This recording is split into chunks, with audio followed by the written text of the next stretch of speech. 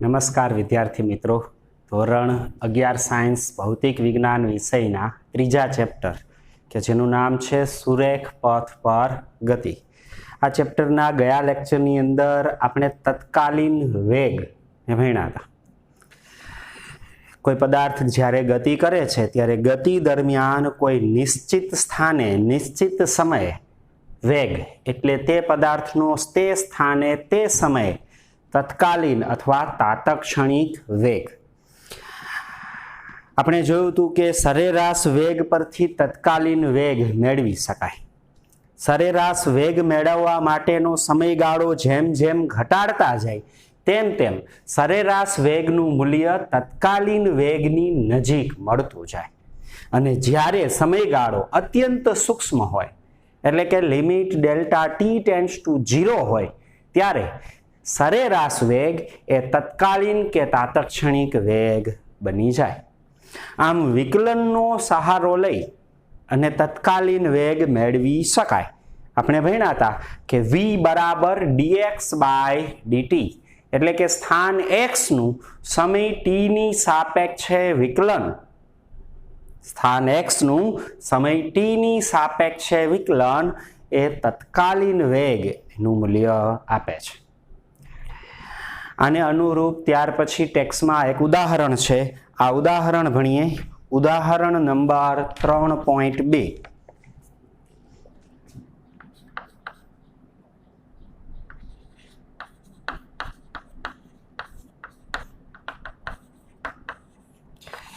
એની રકમ કંઈક આવી છે. એક્સ અક્ષને અનુલક્ષીને ગતિ કરતા એક પદાર્થનું સ્થાન x બરાબર a પ્લસ બીટી વર્ગ વડે દર્શાવ્યું છે. એક પદાર્થના સ્થાનનું સૂત્ર આપેલું છે x બરાબર a પ્લસ બીટી વર્ગ. આ સૂત્ર વડે પદાર્થ પોતાનું સ્થાન સમય સાથે બદલે છે. જ્યાં a બરાબર 8.5 મીટર, a 8.5 મીટર છે. આ એ અચળાંક છે, એનું મૂલ્ય કેટલું છે? 8.5 મીટર. અને b એ પણ અચળાંક છે, એનું મૂલ્ય 2.5 મીટર પર સેકન્ડ સ્ક્વેર છે. અને t નું માપન સેકન્ડમાં છે, એટલે કે અહીં t સમય છે. a અને b અચળાંકો છે, એની કિંમતો આપેલી છે. a ની કિંમત 8.5, b ની કિંમત 2.5. t સમય છે કે જે સેકન્ડમાં છે અને x સ્થાન છે જે મીટરમાં છે. તો પ્રશ્ન છે t બરાબર 0 સમયે તેનો વેગ કેટલો હશે? પહેલો પ્રશ્ન આવો છે, t બરાબર 0 સમયે વેગ કેટલો? 0 સમયે તત્કાલીન વેગ મેળવવાનો છે. તો અહીં x ના આ સમીકરણમાં a અને b ની કિંમત મૂકી દઈ તો x બરાબર a એટલે કેટલા? 8.5 વધતા b એટલે 2.5 ટી સ્ક્વેર. આ x નું સમીકરણ થઈ ગયું. હવે તત્કાલીન વેગ, ગયા લેક્ચરમાં આપણે ભણ્યા કે કોઈ નિશ્ચિત સમયે વેગ એટલે તત્કાલીન વેગ. અહીં t બરાબર 0 સેકન્ડે વેગ એ પ્રારંભનો તત્કાલીન વેગ છે. આ વેગ મેળવવા માટે વિકલનનો ઉપયોગ કરીએ. તત્કાલીન વેગ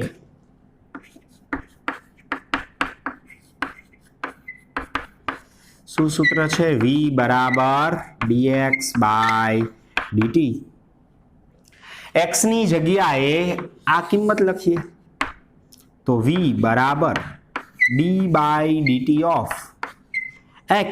x ની જગ્યાએ શું લખવું? 8.5 વધતા 2.5 ટી સ્ક્વેર. x ની કિંમત લખી છે 8.5 વધતા 2.5 ટી સ્ક્વેર. એનું સમયની સાપેક્ષે વિકલન તત્કાલીન વેગ આપે. વિકલન તો આપણને આવડે જ, આપણે આગળ ભણી ગયા છીએ. એના નિયમો તમને યાદ જ હશે. સરવાળા કે બાદબાકી માટે અલગ અલગ વિકલન આપી શકાય. તો અહીંયા બંને પદ સરવાળાથી જોડાયેલા છે, તો બંને પદને અલગ અલગ વિકલન આપીએ તો v બરાબર d બાય dt ઓફ પેલા 8.5 વધતા d/dt ઓફ 2.5 t². બંને પદનું અલગ અલગ વિકલન આપ્યું છે. તેથી v બરાબર પહેલા પદમાં માત્ર 8.5 અચળ છે. 8.5 હંમેશા 8.5 જ રહેવાના છે. એ અચળ છે. તેથી માત્ર અચળનું વિકલન આપણને ખબર છે 0. યાદ છે ને? માત્ર અચળનું વિકલન 0. તેથી પહેલું પદ 0 વધતા બીજા પદમાં 2.5 અચળ છે પણ t ચલ છે. 2.5 t² છે. અચળ સાથે ચલ હોય ત્યારે અચળ વિકલનની આગળ આવે. તેથી 2.5 વિકલનની આગળ d/dt ઓફ શું વધે? ખાલી t². 2.5 t² હતા પણ 2.5 અચળ વિકલનની આગળ. તેથી v બરાબર 2.5 ઇન્ટુ t² નું t પ્રત્યે વિકલન. ટોપી આગળ, ટોપીમાંથી 1 બાદ, એટલે ટોપી 2 આગળ, ટોપીમાંથી 1 બાદ, એટલે ઘાત 2 હતી 1 બાદ કરો એટલે 1 ઘાત થઈ જાય. તો t ની 1 ઘાત એટલે t. તેથી v બરાબર 2.5 ગુણ્યા 2 એટલે 5t. તત્કાલીન વેગ સમય સાથે આ સૂત્ર મુજબ બદલાય. v બરાબર 5t. આપણે કયા સમયે વેગ જોઈ છે? રકમમાં કીધું છે 0 સમયે વેગ કેટલો? તો t બરાબર 0 સમયે વેગ. v બરાબર t ની જગ્યાએ 0 લખીએ તો 0 ગુણ્યા 5 0. તો 0 સમયે વેગ કેવો હશે? 0. તેથી પ્રારંભિક વેગ 0 સમયે તત્કાલીન વેગ 0 હશે. આપણા પહેલા પ્રશ્નનો જવાબ. પહેલો પ્રશ્ન એવો છે કે t બરાબર 0 સમયે તેનો વેગ કેટલો હશે? તો t બરાબર 0 સમયે વેગ 0 છે. આગળ બીજો પ્રશ્ન છે 2 સેકન્ડ અને 4 સેકન્ડ વચ્ચે સરેરાશ વેગ કેટલો હશે? t બરાબર 2 સેકન્ડ થી કેટલા? 4 સેકન્ડ વચ્ચે સરેરાશ વેગ કેટલો? 2 થી 4 સેકન્ડ વચ્ચે સરેરાશ વેગ આપણે શોધવાનો છે. તો સરેરાશ વેગ એટલે સ્થાનાંતરના છેદમાં સમયગાળો. તો એના માટે પ્રારંભિક અને અંતિમ સ્થાન મેળવવું પડે. બંનેનો તફાવત સ્થાનાંતર. સમયગાળો ખબર છે 2 થી 4 વચ્ચેનો સમયગાળો 2 સેકન્ડ. તો પેલા 2 સેકન્ડે સ્થાન મેળવીએ. આમાં t ની જગ્યાએ 2 લખું તો 2 સેકન્ડે સ્થાન મળી જાય. તેથી t બરાબર 2 સેકન્ડે સ્થાન x ઓફ 2 નામ આપું. આમાં t ની જગ્યાએ 2 મૂકું એટલે 2 સેકન્ડે સ્થાન મળશે. એટલે 8.5 વધતા 2.5 એને ગુણ્યા t². t એટલે કેટલા છે? 2. 2 નો વર્ગ 4. તેથી x ઓફ 2 બરાબર આ 8.5 એમને વધતા 2.5 ગુણ્યા 4 એટલે 10. 10 વત્તા 8.5 એટલે 2 સેકન્ડે સ્થાન 18.5 મીટર હશે. આ 2 સેકન્ડે પ્રારંભિક સ્થાન થયું. આ જ રીતે t બરાબર 4 સેકન્ડે સ્થાન મેળવીએ. t બરાબર 4 સેકન્ડે સ્થાન એને x ઓફ 4 નામ આપું. x ના સૂત્રમાં t ની જગ્યાએ 4 લખીએ. તેથી x ઓફ 4 બરાબર 8.5 પ્લસ 2.5 ગુણ્યા t². t એટલે કેટલા? 4. વર્ગ છે 2 વાર લખ નાખો ગુણ્યા 4 ગુણ્યા 4.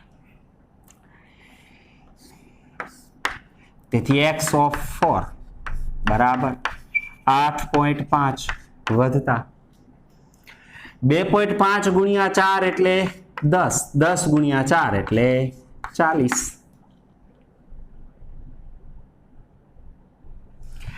તેથી x of 4 બરાબર 8.5 વત્તા 40 એટલે 48.5. અંતિમ સ્થાન. પ્રારંભિક સ્થાન 2 સેકન્ડે 18.5, અંતિમ સ્થાન 48.5. તેથી સરેરાશ વેગ મેળવવા સ્થાનાંતરના છેદમાં સમયગાળો.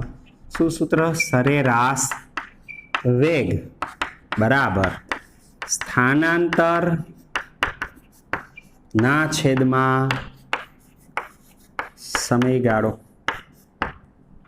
તેથી સરેરાશ વેગ બરાબર સ્થાનાંતર એટલે અંતિમ સ્થાન નસ પ્રારંભિક સ્થાન, અંતિમ સ્થાન એટલે 4 સેકન્ડે સ્થાન માઇનસ પ્રારંભિક સ્થાન એટલે 2 સેકન્ડે સ્થાન, સમયગાળો અંતિમ સમય માઇનસ પ્રારંભિક સમય 4 માઇનસ 2. થી સરેરાશ વેગ બરાબર અંતિમ સ્થાન 4 સેકન્ડે અંતિમ સ્થાન શું છે? 48.5 મીટર માઇનસ 2 સેકન્ડે પ્રારંભિક સ્થાન શું છે? 18.5 મીટર ને ભાગ્યા 4 માઇનસ 2 એટલે 2. તેથી v સરેરાશ વેગ બરાબર 48.5 માઇનસ 18.5 એટલે કેટલા થાય? 30 ભાગ્યા 2. 30 ભાગ્યા 2 એટલે કેટલા થાય? 15 મીટર પર સેકન્ડ. સરેરાશ વેગ કેટલો મળ્યો? 15 મીટર પર સેકન્ડ. આમ અહીંયા આપણને સ્થાનનું સૂત્ર આપેલું અને એની મદદ વડે 2 પ્રશ્ન પૂછાયેલા, એક તત્કાલીન વેગ અને એક સરેરાશ વેગ. તો તત્કાલીન વેગ મેળવવા આપણે વિકલન કર્યું. જે સમયે તત્કાલીન વેગ જોતો તો એની સમયની કિંમત મૂકી, તત્કાલીન વેગ મેળવ્યો. જ્યારે સરેરાશ વેગ મેળવવા માટે સ્થાનના સૂત્રમાં પ્રારંભિક સ્થાન મેળવું, પછી અંતિમ સ્થાન મેળવું, પછી સરેરાશ વેગ માટે સ્થાનાંતરના છેદમાં સમયગાળો, અંતિમ સ્થાન માઇનસ પ્રારંભિક સ્થાન છેદમાં સમયગાળો, કિંમત મૂકીને સાદું રૂપ આપ્યું. આમાં આ પદાર્થની ગતિ દરમિયાન અહીં દાખલામાં 2 પ્રશ્ન હતા. એક 0 સમયે વેગ કેટલો? તો 0 સમયે વેગ 0 મીટર પર સેકન્ડ. બીજો પ્રશ્ન હતો 2 થી 4 સેકન્ડ વચ્ચે સરેરાશ વેગ કેટલો? તો 2 થી 4 સેકન્ડ વચ્ચે આ પદાર્થનો સરેરાશ વેગ 15 મીટર પર સેકન્ડ છે. બરાબર. તો આ ઉદાહરણ 3.2. ત્યાર પછી તત્કાલીન વેગ પછી ટેક્સ્ટમાં પ્રવેગ નામની રાશિ આપેલી છે. ટેક્સ્ટમાં પ્રવેગ નામની રાશિ આપેલી છે. તો પહેલા ભણીએ સરેરાશ પ્રવેગ. પ્રવેગ એટલે વેગમાં થતા ફેરફારનો સમય દર. પ્રવેગ એટલે વેગમાં થતા ફેરફાર એનો સમય દર. જ્યારે કોઈ પદાર્થ ગતિ કરે છે ત્યારે ગતિ કરતા પદાર્થ માટે પદાર્થનો વેગ અચળ જ હોય એવું જરૂરી નથી. વેગ બદલાતો હોય. તો સમય સાથે જ્યારે પદાર્થ પોતાનો વેગ બદલે ત્યારે પદાર્થ પ્રવેગી ગતિ કરે છે તેમ કહેવાય. હવે આ વેગમાં જે ફેરફાર થાય છે એ વેગના આ ફેરફારની મદદ વડે પ્રવેગ કેવી રીતે મળે? પેલા સરેરાશ પ્રવેગ. પ્રવેગ એસલરેશન, અંગ્રેજીમાં એને એસલરેશન કહેવાય. તેથી એને સંજ્ઞા સ્મોલ a વડે આપણે દર્શાવતા હોય છે. વેગને વેલોસિટી કહેવાય એટલે એને v વડે આપણે દર્શાવીએ. તો પેલા પ્રવેગ એટલે વેગમાં થતા ફેરફારનો સમય દર. સરેરાશ પ્રવેગ એટલે વેગમાં થતો ફેરફાર અને સમયગાળાનો ગુણોત્તર. ગતિ દરમિયાન કોઈ પણ પદાર્થનો સરેરાશ પ્રવેગ બરાબર પદાર્થના વેગમાં થતો ફેરફાર, વેગમાં થતો ફેરફાર અને ઈ ફેરફાર જેટલા ગાળામાં થાય છે એને અનુરૂપ સમયગાળો. આ ગુણોત્તર સરેરાશ પ્રવેગ આપે. આમ પદાર્થના વેગમાં થતા ફેરફાર, વેગમાં થતો ફેરફાર અને એના માટે જરૂરી સમયગાળાનો ગુણોત્તર પદાર્થનો સરેરાશ પ્રવેગ આપે. સંજ્ઞામાં જોઈએ તો સરેરાશ પ્રવેગ એ અથવા એ બાર વડે આવી રીતે દર્શાવાય, એંગ્યુલર બ્રેકેટમાં અથવા એ ઉપર ડેશ બાર લીટું. સરેરાશ પ્રવેગ બરાબર વેગમાં થતો ફેરફાર ડેલ્ટા વી છેદમાં સમયગાળો ડેલ્ટા ટી. જો કોઈ પદાર્થ ડેલ્ટા ટી સમયમાં ડેલ્ટા વી જેટલો વેગ બદલતો હોય તો એનો સરેરાશ પ્રવેગ આમ લખી શકાય ડેલ્ટા વી ના છેદમાં ડેલ્ટા ટી. સમજો કે એક પદાર્થ છે ગતિ દરમિયાન T1 સમયે ધારો કે એનો વેગ V1 છે. ધારો કે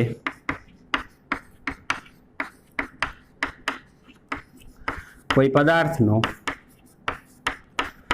T1 સમયે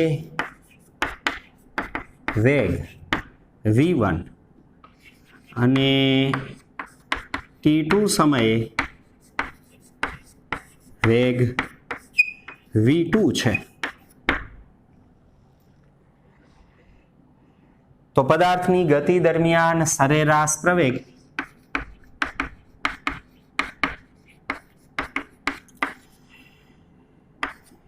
બરાબર વેગમાં થતો ફેરફાર છેદમાં સમયગાળો.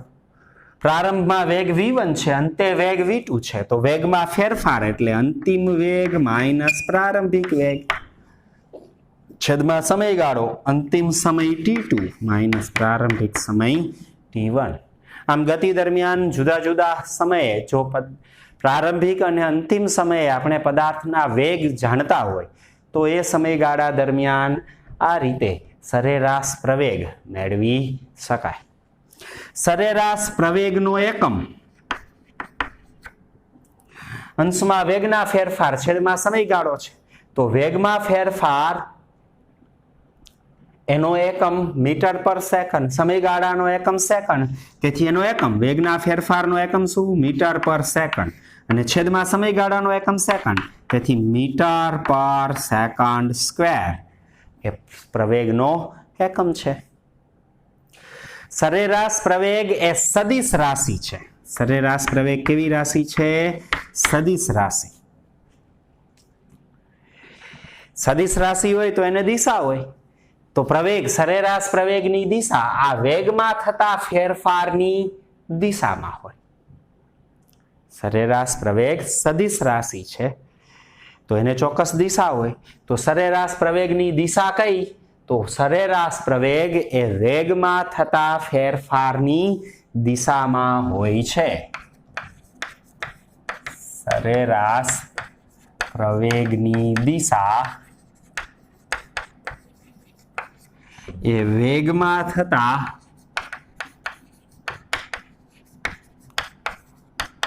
ફેરફારની દિશામાં હોય છે.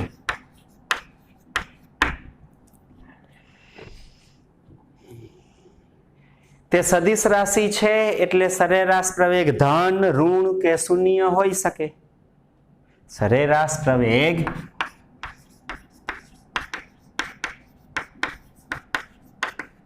ધન, ઋણ કે શૂન્ય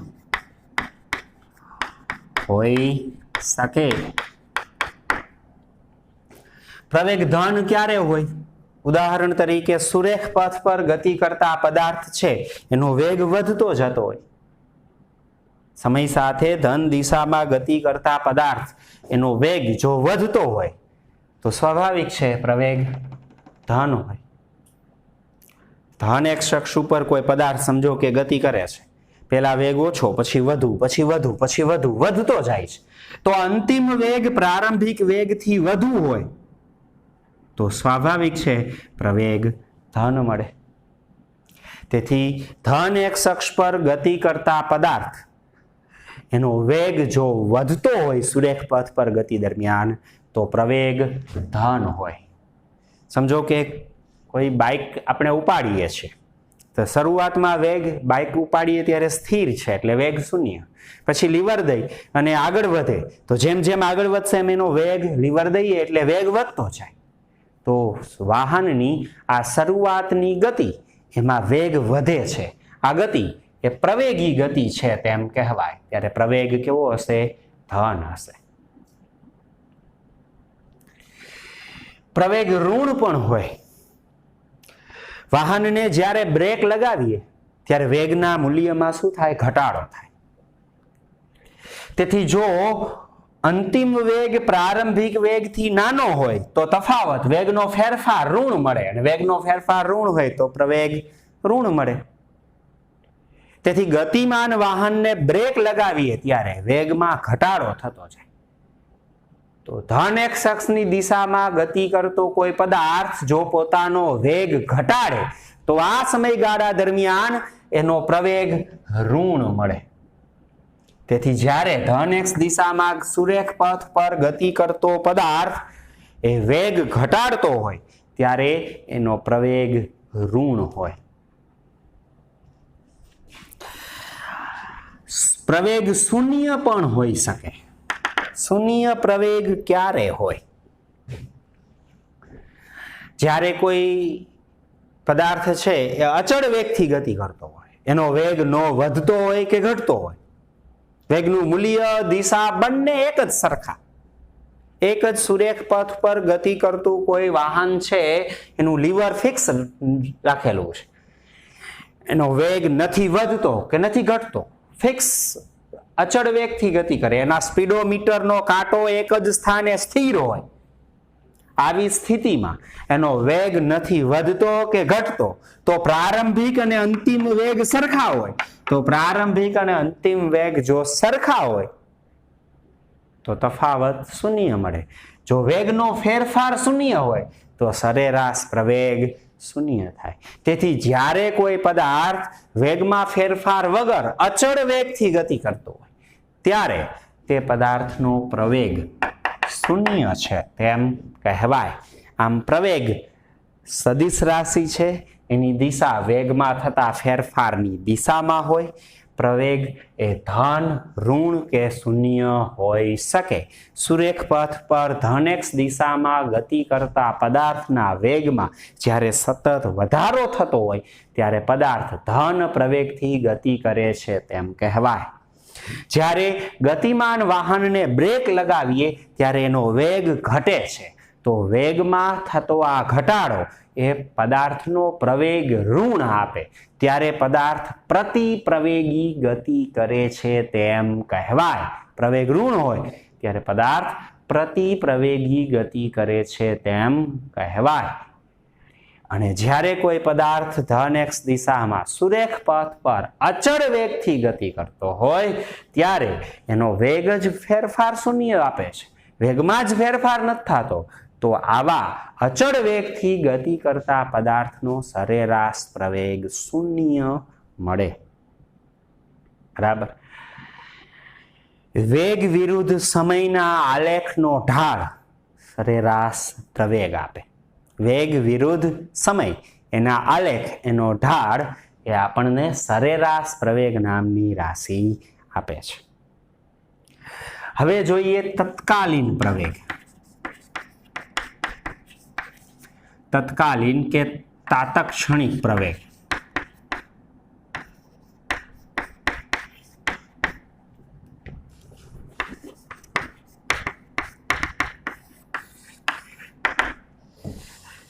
સરેરાશ પ્રવેગ એ આપેલા ગાળા દરમિયાન પ્રવેગનું સરેરાશ મૂલ્ય આપે. આપેલા સમયગાળા દરમિયાન પ્રવેગનું સરેરાશ મૂલ્ય એ સરેરાશ પ્રવેગ આપે. પણ ગતિ દરમિયાન કોઈ નિશ્ચિત સમયે નિશ્ચિત સ્થાને પ્રવેગ કેટલો તે આપણે સરેરાશ પ્રવેગથી ખબર ન પડે. તો નિશ્ચિત સમયે નિશ્ચિત સ્થાને પદાર્થના પ્રવેગને તત્કાલીન કે તાતક્ષણિક પ્રવેગ કહેવાય. આ તત્કાલીન કે તાતક્ષણિક પ્રવેગ એ સરેરાશ પ્રવેગની મદદ વડે જ મેળવી શકાય. જેમ તત્કાલીન કે તાતક્ષણિક વેગ આપણે આગળના લેક્ચરમાં એ સરેરાશ વેગ પરથી મેળવ્યો હતો. સરેરાશ વેગનો સમયગાળો જેમ જેમ ઘટાડતા જાય તેમ તેમ સરેરાશ વેગ તત્કાલીન વેગ બનતો જાય, એની નજીકનું મૂલ્ય આવતું જાય. એમ સરેરાશ પ્રવેગ એનો આ સમયગાળો જેમ જેમ ઘટાડતા જાય તેમ તેમ સરેરાશ પ્રવેગનું મૂલ્ય તત્કાલીન અથવા તાતક્ષણિક પ્રવેગ નજીકનું મળતું જાય. તત્કાલીન પ્રવેગ એટલે શું? ગતિ દરમિયાન પદાર્થની ગતિ દરમિયાન નિશ્ચિત સ્થાને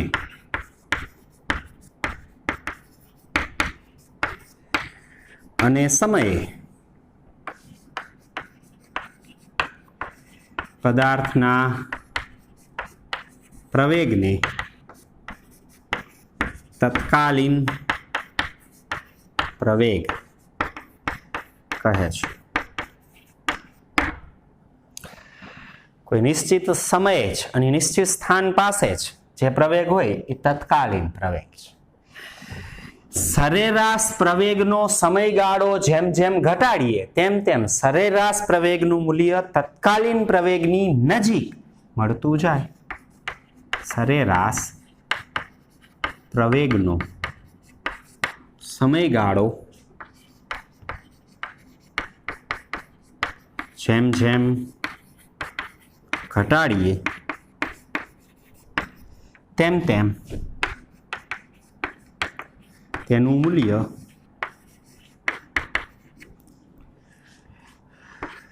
તત્કાલીન પ્રવેગની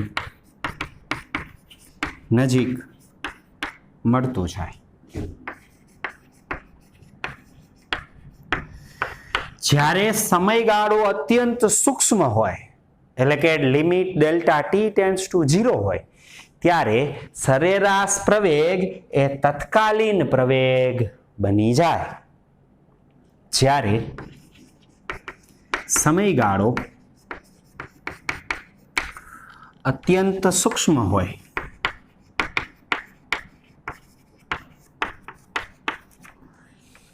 શૂન્યવત હોય, અત્યંત સૂક્ષ્મ હોય એટલે શૂન્યવત હોય ત્યારે સરેરાશ પ્રવેગનું મૂલ્ય તત્કાલીન પ્રવેગ આપે છે. આમ તત્કાલીન પ્રવેગ એ સરેરાશ પ્રવેગ પરથી મળે અને સરેરાશ પ્રવેગ જ મેળવવાનો, પણ જ્યાં તત્કાલીન પ્રવેગ મેળવવાનો છે એની આસપાસનો સમયગાળો ઘટાડતા જાઓ. ઘટાડતા ઘટાડતા જ્યારે સમયગાળો અત્યંત સૂક્ષ્મ થાય ત્યારે જે સરેરાશ પ્રવેગ મળે એ તત્કાલીન પ્રવેગ જેટલો જ હોય. ગયા લેક્ચરમાં આપણે 4 સેકન્ડે ટી બરાબર 4 સેકન્ડે એક ગતિ કરતા પદાર્થનો તત્કાલીન વેગ મેળવ્યો હતો. એના માટે આપણે શું કર્યું તો કે પહેલા 2 થી 6 સેકન્ડનો ગાળો લીધો. 2 થી 6 સેકન્ડ સરેરાશ વેગ મેળવ્યું, એ તત્કાલીન વેગથી અલગ મળ્યો. પછી 3 થી 5 સેકન્ડનો સમયગાળો લીધો, એ થોડોક વધુ નજીક મળ્યો. પછી 3.5 થી 4.5 1 સેકન્ડનો સમયગાળો લીધો. સમયગાળો ઘટાડતા ઘટાડતા આપણે 0.01 સેકન્ડ જેટલો નાનકડો સમયગાળો લીધો હતો. ત્યારે આપણે જોયું હતું કે નાના સમયગાળા માટે સરેરાશ વેગ તત્કાલીન વેગ જેટલો જ બની ગયો. એ જ રીતે કોઈ નિશ્ચિત સમયે તત્કાલીન પ્રવેગ મેળવવા માટે એ સમયની આસપાસ સમયગાળાને ઘટાડતા ઘટાડતા સરેરાશ પ્રવેગ મેળવીએ. જ્યારે સમયગાળો અત્યંત સૂક્ષ્મ હોય, શૂન્યવત હોય, ત્યારે સરેરાશ પ્રવેગનું મૂલ્ય તત્કાલીન પ્રવેગ આપે છે. એના તત્કાલીન પ્રવેગ જેટલું જ હોય છે. તેથી તત્કાલીન પ્રવેગ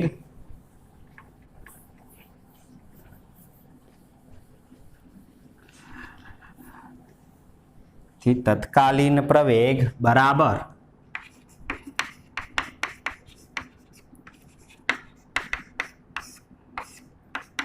સૂક્ષ્મ સમયગાળા માટે સરેરાશ પ્રવેગ.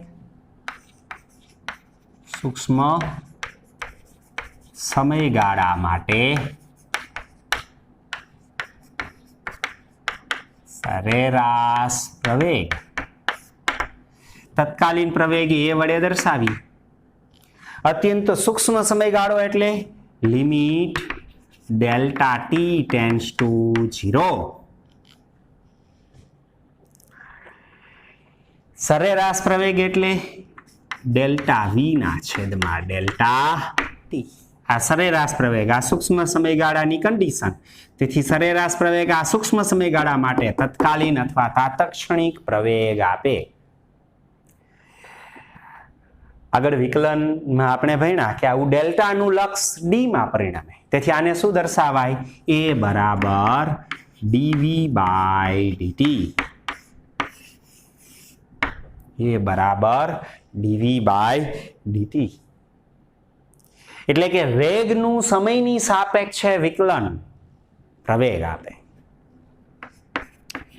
આમ વેગનું સમયની સાપેક્ષે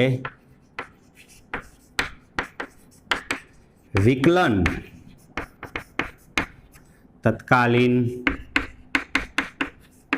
પ્રવેગ એ છે.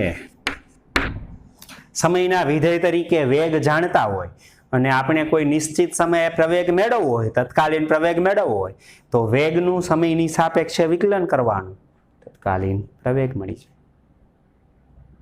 આ ઉપરાંત સ્થાન પરથી પણ પ્રવેગ મળે. કેવી રીતે? પરંતુ આગળ આપણે ભણ્યા કે તત્કાલીન વેગ v બરાબર dx બાય dt. v ની આ કિંમત અહીંયા મૂકીએ તો પ્રવેગ એ બરાબર d by dt of v. v ની જગ્યાએ dx બાય dt. આનો અર્થ શું? આ x સ્થાન છે, એનું એકવાર વિકલન, પછી આ બીજી વાર વિકલન. એકવાર વિકલન વેગ આપે, એનું વળી વિકલન પ્રવેગ આપે. તેથી આને આમ લખાય સંયુક્ત રીતે, એ બરાબર d square x by dt square.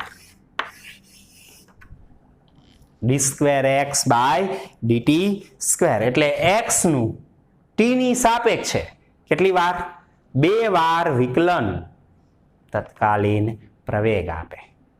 મહત્વની વાત, વેગનું સમયની સાપેક્ષે એકવાર વિકલન પ્રવેગ આપે, પણ સ્થાનાંતરનું અથવા સ્થાનનું સમયની સાપેક્ષે 2 વખત વિકલન તત્કાલીન પ્રવેગ આપે. આમ વેગનું સમયની સાપેક્ષે વિકલન તત્કાલીન પ્રવેગ આપે છે. આ ઉપરાંત સ્થાનનું સમયની સાપેક્ષે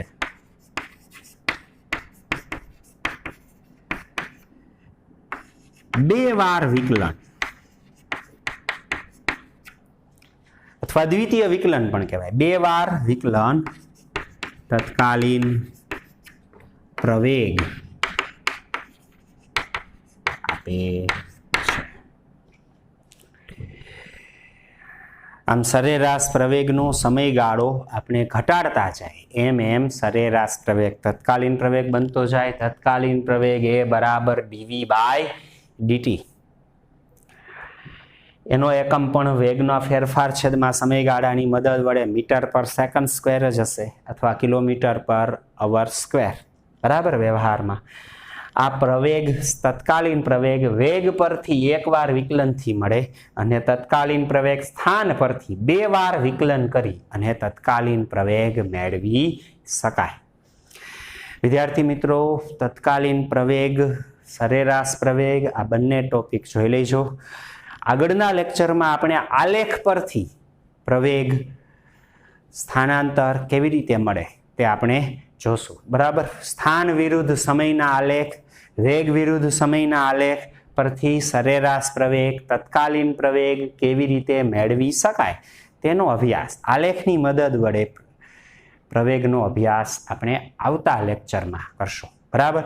તો આજના આ ઉદાહરણ અને આ બંને સરેરાશ પ્રવેગ અને તત્કાલીન પ્રવેગ બંને ટોપિક વિગતવાર જોઈ લઈશું. ક્યાંય ન સમજાય તો કહેજો. સારું, ચાલો આજે આટલું રાખીએ. નમસ્કાર.